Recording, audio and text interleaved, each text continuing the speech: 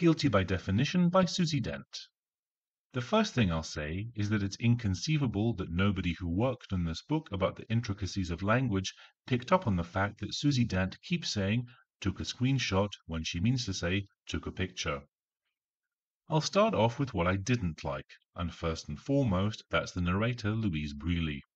I've listened to something she narrated before and swore I'd never listen to anything she did ever again. However, I really wanted to listen to this book, so I had no choice. At times she has such a flat, uninspired voice.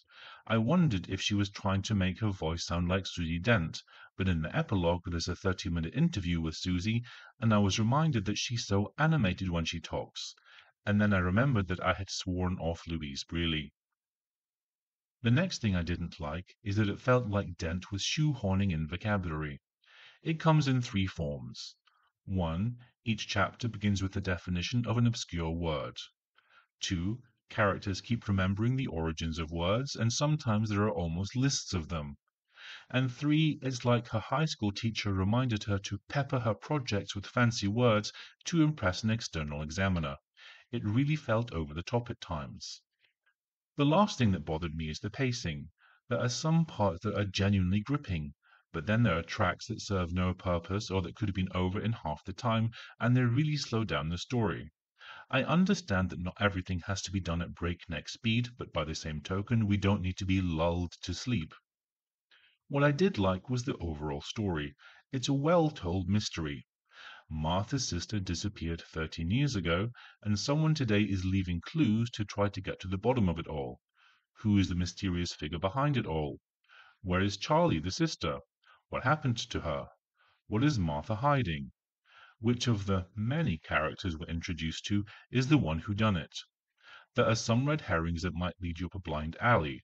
I guessed who was behind the mysterious letters, but didn't guess anything else, and I can't see any more without giving anything away.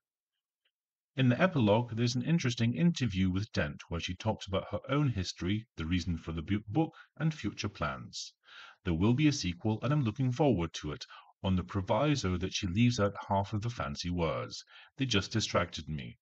I kept thinking, who would actually say that in real life? And that shouldn't happen. I would also love it if they got a different narrator.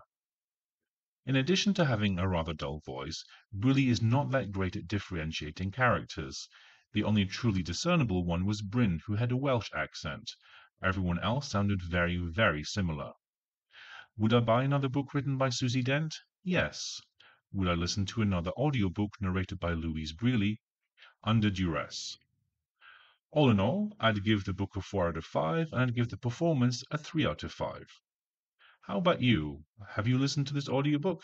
What did you think? Do you find Louise Brealey as annoying as I do? Let me know in the comments down below. By the way, don't forget to like and subscribe for more content, as I aim to publish a new review every week.